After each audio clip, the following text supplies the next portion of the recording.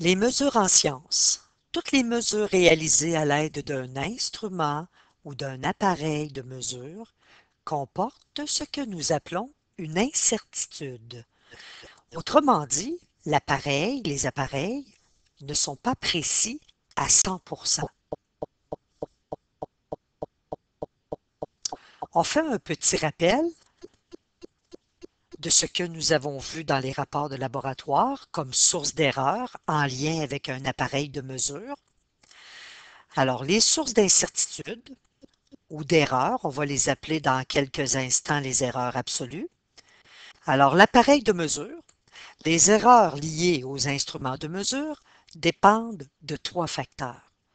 Nous avions, lorsqu'on avait étudié le rapport de laboratoire, la fidélité, la sensibilité et la justesse.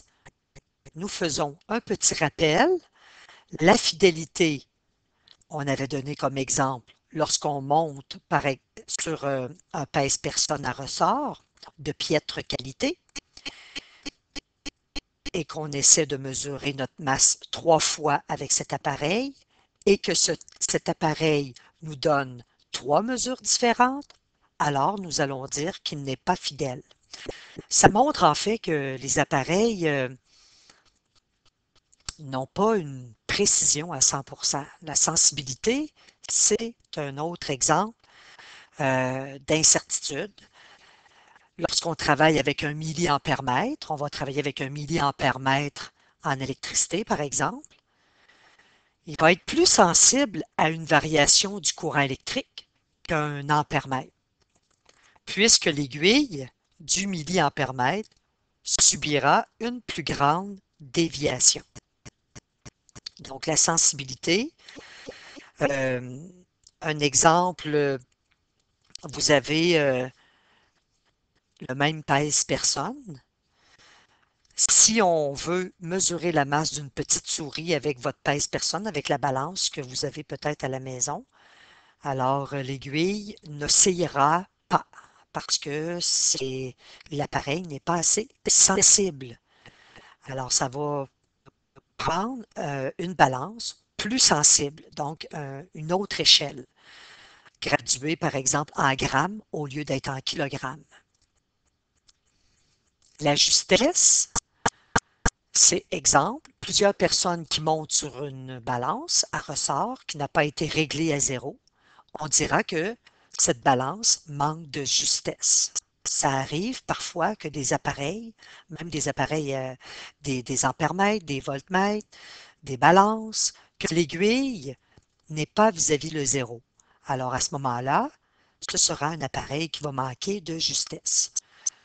Une autre incertitude qu'on peut introduire lors de la lecture d'une mesure, et cette incertitude-là vient de la personne qui effectue la mesure. Donc, nous avons vu en laboratoire, lorsqu'on a vu les rapports de laboratoire, on a vu les sortes d'erreurs. Il faut vraiment se placer devant l'appareil de mesure afin d'éviter ce qu'on appelait les erreurs de parallaxe. Bref, les appareils de mesure nous donnent des mesures qui ne sont pas précises à 100%. Mais comment procédons-nous pour connaître la précision d'un appareil? En fait, en science, lorsque nous effectuons des mesures, nous ne pouvons pas être plus précis que l'appareil lui-même. Alors, je donne un petit exemple avant de lire ce paragraphe. En mathématiques, on peut effectuer une mesure, par exemple 2 divisé par 3, et donner comme valeur 0,6666. On voit que c'est périodique. Alors, on pourrait arrêter au dixième, au centième, au millième. Nous n'avons pas d'unité de mesure. Donc, nous traitons des chiffres à l'état pur. Il n'y a pas, ce sont des valeurs qui n'ont pas été mesurées avec un appareil de mesure. Mais en science, Si nous avons mesuré, par exemple, la valeur qui est ici, qui est 2 cm, divisé par 3, supposons que le 3, c'est vraiment des parties, c'est pas accompagné d'une unité de mesure.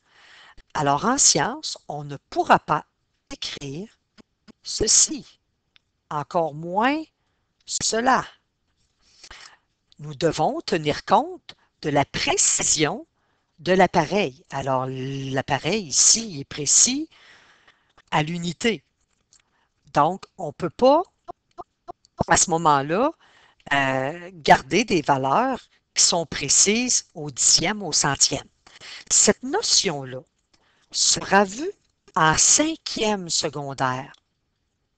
En quatrième secondaire, nous allons nous limiter simplement à bien lire un appareil de mesure. Nous allons écrire des mesures dans des tableaux de résultats lors de laboratoire.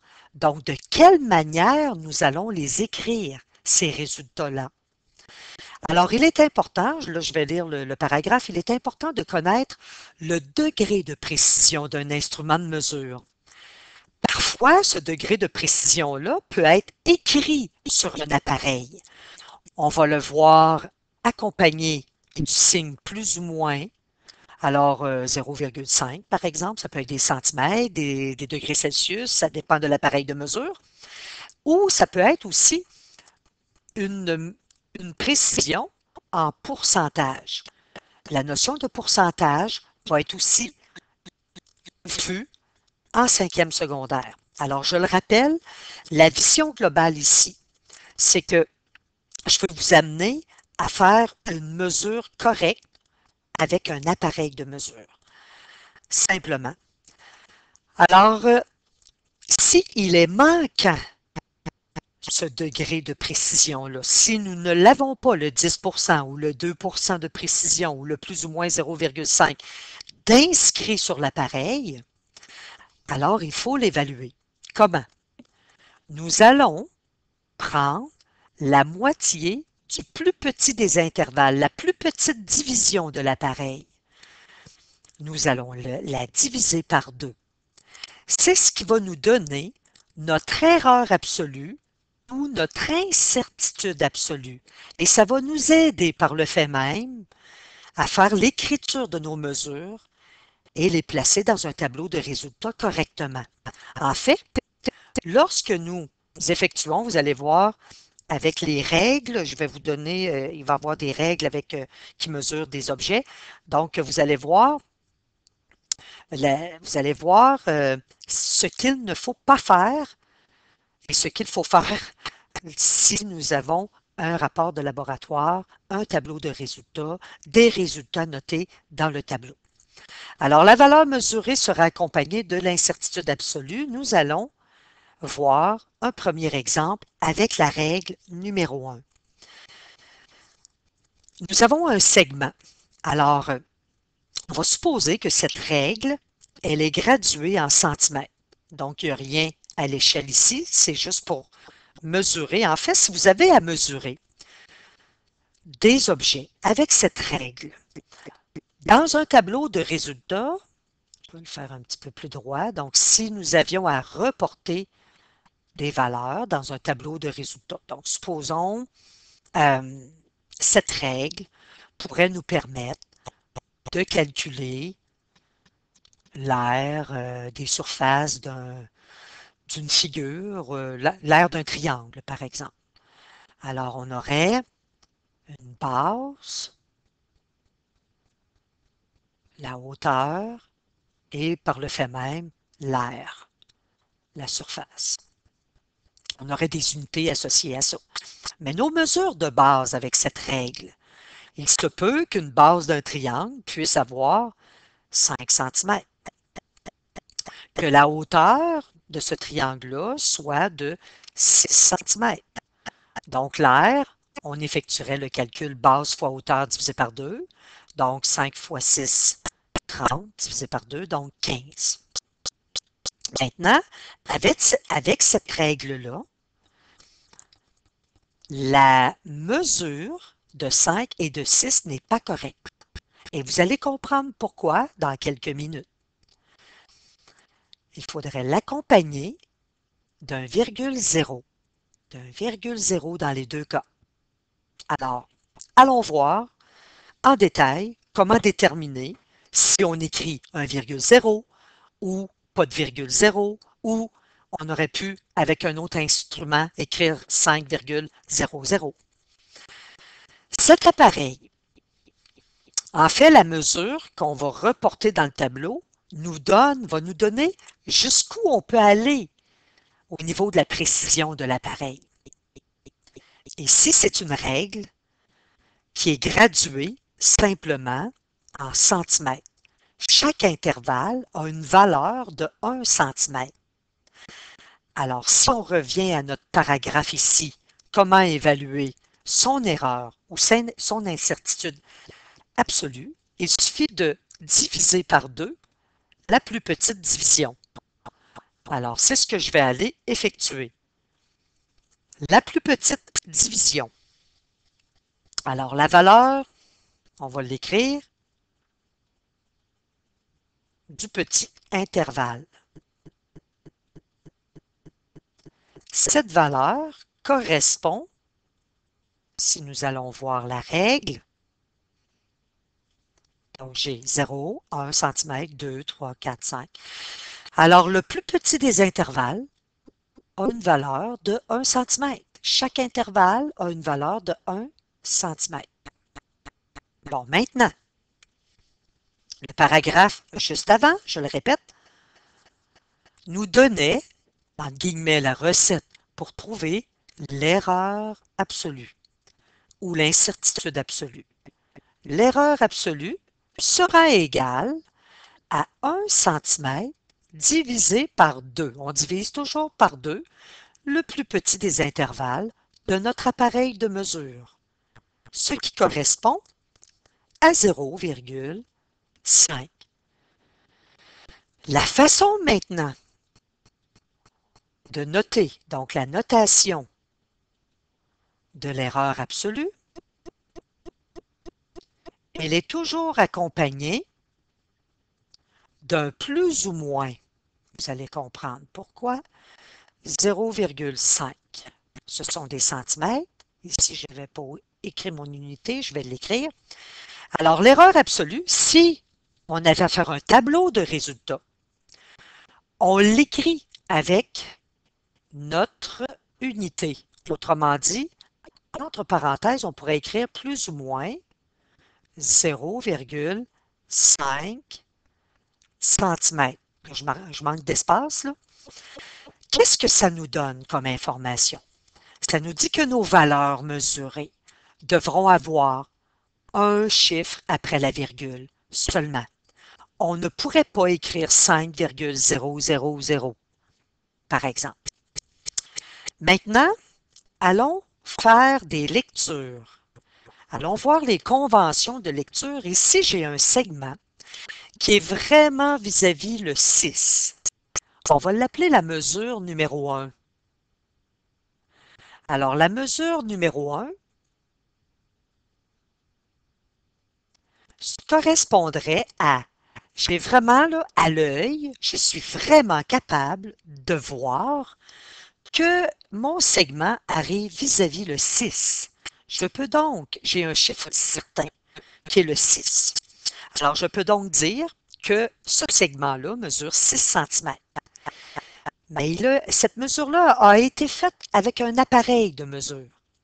Alors, il faut identifier son erreur absolue et son erreur absolue va nous donner, va nous indiquer, c'est elle qui va nous guider sur la façon d'écrire notre mesure dans le tableau de résultats, par exemple. Je ne peux pas écrire juste 6 parce que mon erreur absolue, elle est de plus ou moins 0,5 cm. Donc, ma mesure, je dois écrire 6,0. Et ce sont des centimètres. Donc, je reviens à mon tableau de résultats de tout à l'heure. Alors, on écrirait dans notre tableau de résultats, supposons que j'ai à donner la mesure d'une autre base pour un autre triangle, par exemple. Alors, il faudrait écrire 6,0, toujours l'erreur absolue, qui est dans l'entête de mon tableau de résultats avec l'unité de mesure. Je vais dessiner un autre segment. Cette fois-ci, ce segment-là va dépasser le 6, mais pas la moitié de l'intervalle après, là. Donc, allez pas au-delà de la moitié, restez avant, entre le 6 et le 6,5. Donc, supposons que j'ai mon segment. Bon, donc ça, c'est mon segment que j'ai mesuré. Là, j'ai fait la démarcation, je fais ma mesure. Ah, j'ai une valeur qui arrive après le 6. Le réflexe que nous avons, c'est d'aller évaluer à l'œil. Et on pourrait dire, bon, ça doit correspondre environ à 6,2, 6,3. Nous n'avons pas le droit en science de faire cela. Nous devons tenir compte de l'erreur absolue de l'appareil, de la précision de l'appareil. Donc, je ne peux pas évaluer que c'est 6,2 parce que je n'ai pas des dixièmes dans mes intervalles. Alors, je ne peux pas faire cela. Qu'est-ce que je peux faire à ce moment-là? Ça, c'est la mesure numéro 2. Alors, la mesure numéro 2 sera la suivante. Je ne peux pas être plus précis que l'appareil. Et comme l'appareil n'est pas gradué au dixième, je n'ai pas le choix. Je dois écrire 6,0. Je dois écrire 6. Pourquoi le virgule 0? Ben, c'est parce que mon incertitude, elle est de 0,5 cm. En fait, ce qui est évalué là, ce que j'évalue, en fait, c'est des mesures. Cette mesure-là, ça peut être 5,5 comme ça peut être 6,5. Donc, c'est pour ça le plus et le moins. L'appareil est tellement pas précis que c'est une valeur. Je suis certaine que cette valeur, elle est comprise entre 5,5 et 6,5. Maintenant, si j'ai une troisième mesure à prendre, donc je vais faire un troisième segment, cette fois-ci, ce segment-là va dépasser la moitié de mon intervalle. Alors, on va l'appeler la mesure numéro 3. La mesure numéro 3. Encore une fois, je ne peux pas être plus précis que l'appareil. Je ne peux pas dire que c'est 6,8. Il n'y a pas de graduation, il n'y a pas de dixième. Par contre, l'erreur absolue, là, vous allez comprendre.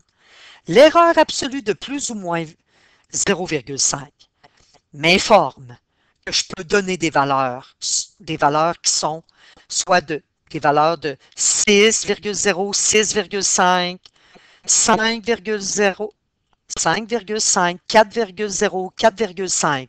Alors, si je vois qu'à l'œil, c'est la seule chose que je peux faire à l'œil, si je vois qu'à l'œil, nous avons dépassé la moitié, comme l'erreur absolue, elle est de 0,5, je peux donc dire que c'est 6,5, plus ou moins 0,5 cm.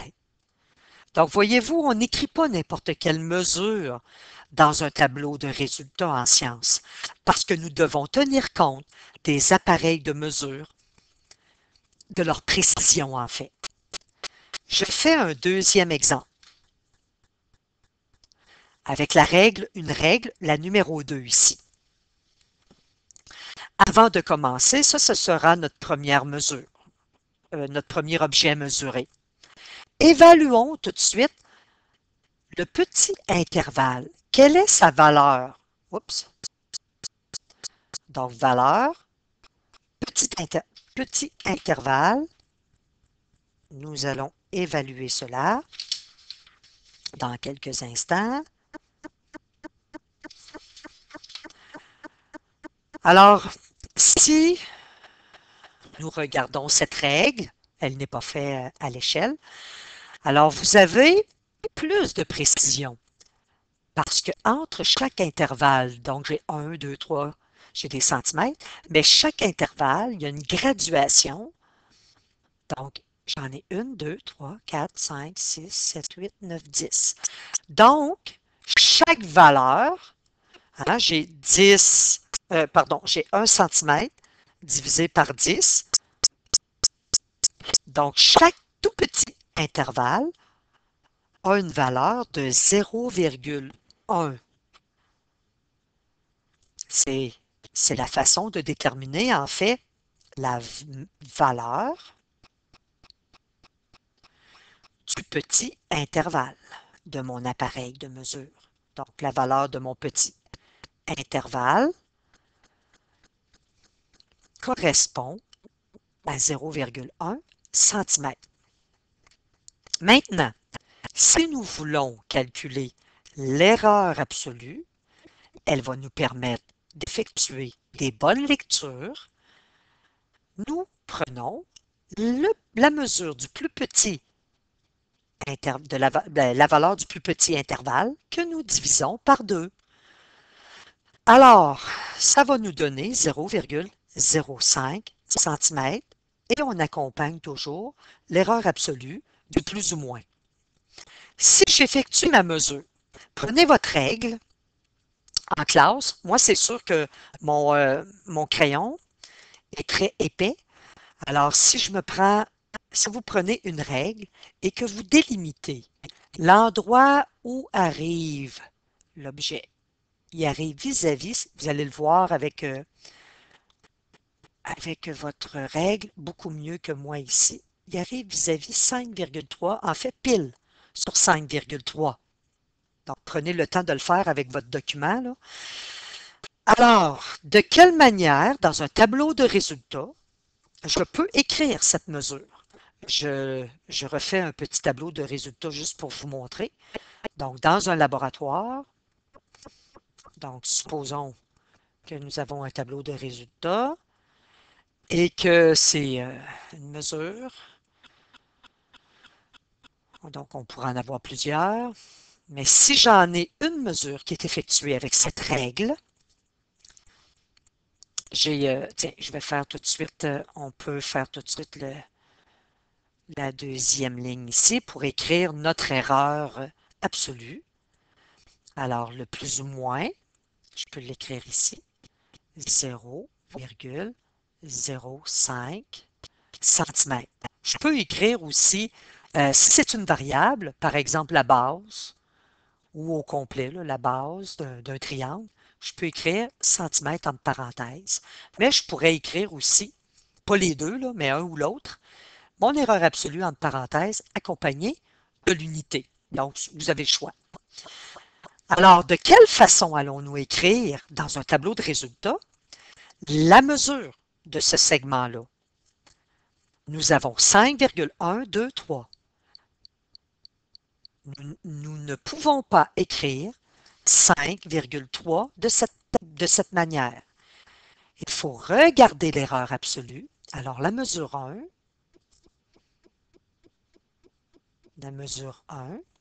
comme l'erreur absolue de notre règle correspond à 0,05 cm, la mesure, nous avons 5,123, nous arrivons pile, on a le droit d'écrire le 5, on a le droit d'écrire le 3. Par contre, comme vous avez une précision qui est au centième, on écrit le 0. Alors, ça nous indique, il faut l'écrire, ça nous indique la précision, jusqu'où je peux aller dans la précision de mon appareil de mesure. Maintenant, si j'effectue une deuxième mesure, je vais dessiner un autre segment. Cette fois-ci, vous allez, je vais grossir un petit peu, là. Vous avez le 5,4, mais le segment à mesurer va être entre le 5,4, donc entre le 5,4 et le 5,5, mais pas dépasser la moitié. Donc 5,4, mais pas dépasser la moitié. Alors, je vais essayer d'être assez précise ici. Ouais. Donc ça va être notre deuxième mesure. Je vais vous grossir le tout. Alors, avec votre règle, vous allez être capable d'y parvenir, là. Donc, supposons, je vais vous grossir ici l'intervalle, OK? Alors, supposons que ça ici, c'est votre 5. J'ai dit 5,4. Et ici, c'est votre 5,5. Alors, l'objet arrive ici. OK? Donc, il n'a pas dépassé la moitié. Ma mesure sera à ce moment-là, je ne peux pas être plus précise que l'appareil. Je ne peux pas évaluer à l'œil que c'est 5,42, 5,43. Je ne peux pas faire cela. Alors, je vais me guider avec mon erreur ou mon incertitude absolue. Donc, c'est ça qui me guide et qui va me dire, OK, là, je n'ai pas dépassé la moitié. Alors, je vais garder le 5. Je vais garder le virgule 4, bien entendu, parce que j'ai dépassé. Hein, je l'ai dépassé. Le virgule 4, je l'ai vraiment dépassé. Le virgule 4, il est vraiment sur la règle. Par la suite, je regarde l'erreur absolue. J'ajoute un 0. Alors, c'est tout simplement cela. Dans un tableau de résultats, alors ici, on écrirait donc notre valeur 5,40 et non 5,4. Une troisième mesure. Cette fois-ci, cette mesure, je vais dépasser l'intervalle, la moitié de l'intervalle, pardon. Je suis toujours entre le 5,4 et le 5,5, mais je vais dépasser le milieu. Moi, je vais vous le dessiner avec la couleur bleue. Alors, ça, c'était ma mesure. Ici, c'était ma mesure 2. Ma mesure 3, je vais vous la faire en bleu. Supposons que mon objet, lorsque je le mesure, puis que je descends là, à l'endroit où il arrête, supposons qu'il arrête ici, mon objet. Donc, ma mesure 3, alors j'ai dépassé la moitié. Vraiment. Donc, la moitié de mon plus petit intervalle est dépassée. Alors, à ce moment-là, la mesure de mon objet numéro 3, je vais pouvoir dire que c'est 5. Là, j'ai toujours mon erreur absolue qui est la même. Donc, 5,4 parce que j'ai vraiment dépassé le 4. Mais j'ai aussi, et là je peux, parce que c'est l'erreur absolue qui me guide, je peux me permettre d'écrire le 5. Je ne suis pas plus précise que l'appareil, là. Alors, je peux l'écrire parce que c'est l'erreur absolue qui me guide dans l'écriture d'une mesure. Et voilà. Un autre exemple, cette fois-ci avec le cylindre gradué. Avec le cylindre gradué, je vais faire une première mesure. Supposons que mon ménisque arrive vraiment au niveau du 30 millilitres. Donc, on regarde ici. J'ai l'unité, le millilitre. Je n'ai pas vraiment de précision inscrite sur ce cylindre. Je dois donc évaluer la valeur du petit intervalle.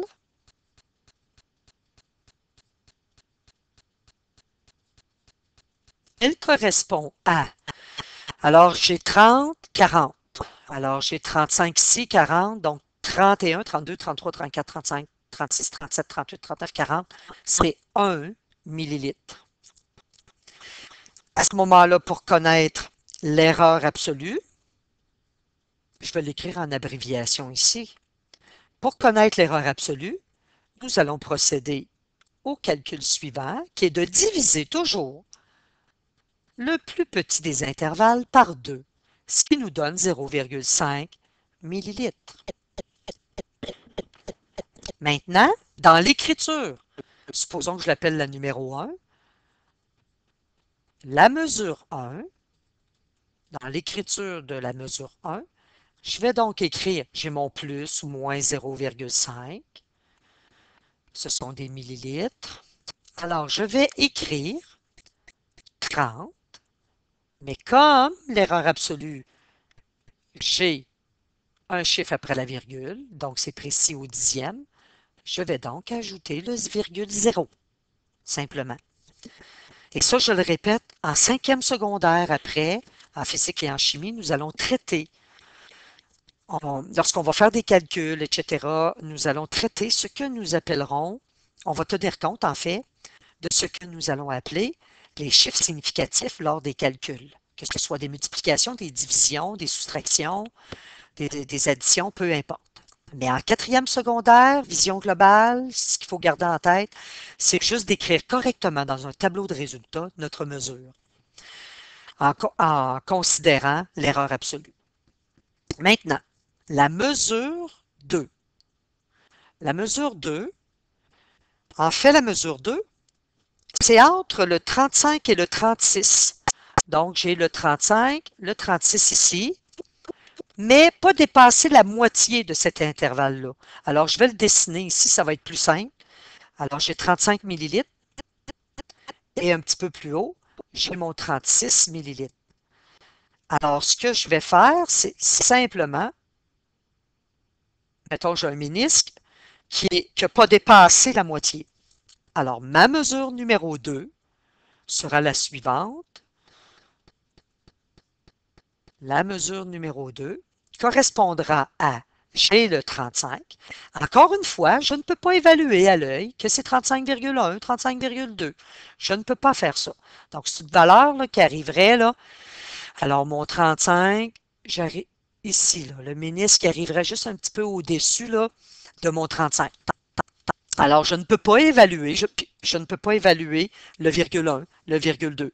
La seule valeur que je peux écrire, parce que mon erreur absolue est de plus ou moins 0,5 millilitres, ce sont des 35,0, des 35,5, des 36,0, des 36,5.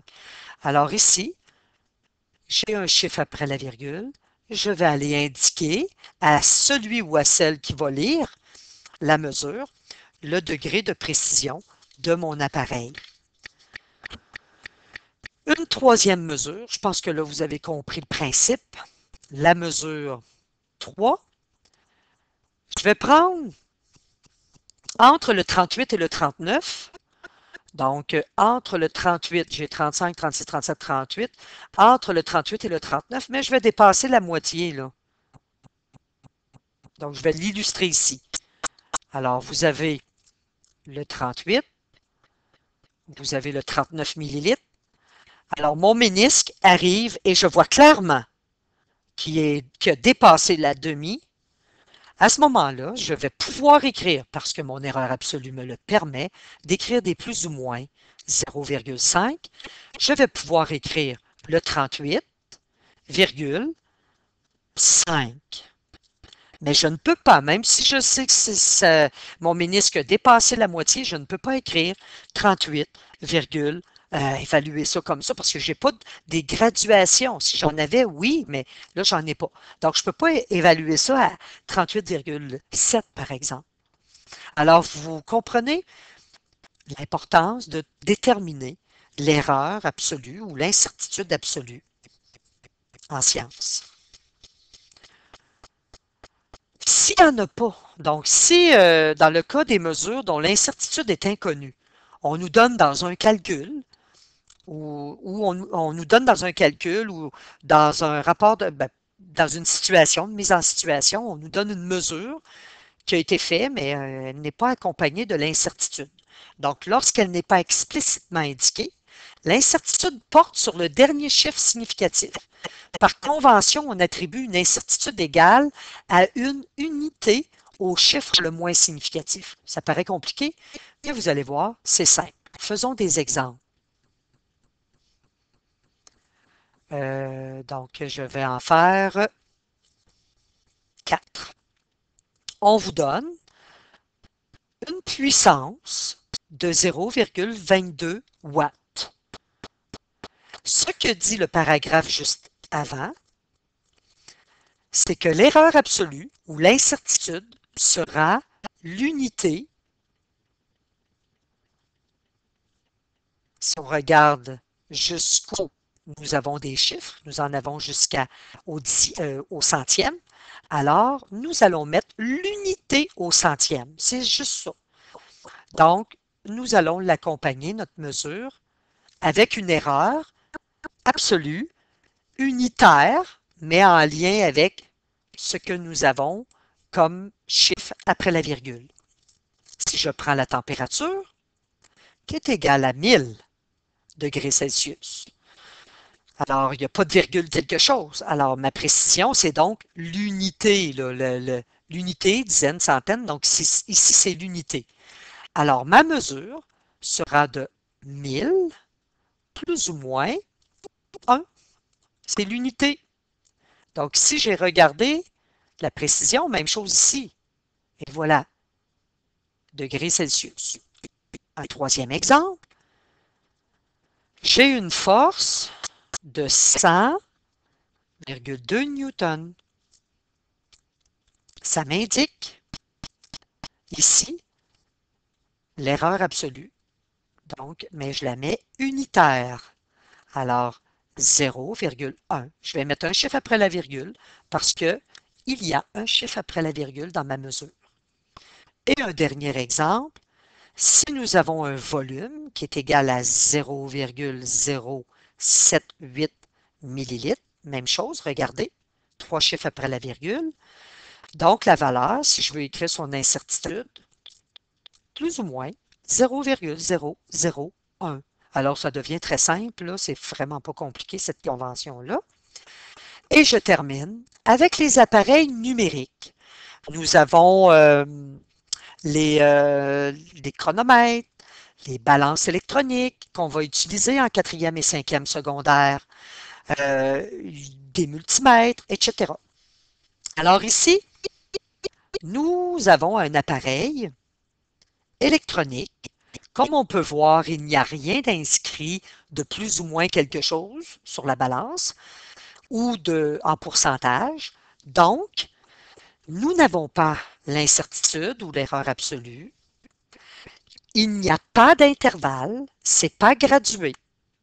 Donc, de quelle manière allons-nous écrire l'erreur absolue dans un tableau de résultats? Très simple. Un peu comme ce qu'on vient de montrer. Regardez jusqu'où elle va, cette balance-là. Dixième, centième, millième, vous avez jusqu'au 10 millième. Donc, on écrit tout simplement le même nombre de chiffres que nous avons après la virgule, le même nombre de zéros, mais le dernier sera un 1. Il va être unitaire, simplement. L'unité, on peut voir que ce sont des kilogrammes, et voilà. Donc, il n'y a pas de division à faire dans le cas d'appareil où nous avons un cadran numérique. Alors, c'est unitaire, donc on regarde la précision ici. Donc, 4 chiffres après la virgule, et voilà. Donc, le cours pour cette partie-là, donc sur les mesures, est sur le site Internet patiosciences.com vis-à-vis l'onglet STSTE. Puis vous allez le voir, vous avez, en fait, c'est le sous-onglet Les mesures. Si vous avez des questions, vous pouvez les poser sur le Facebook de Patiosciences. Alors, ça termine le cours sur les mesures.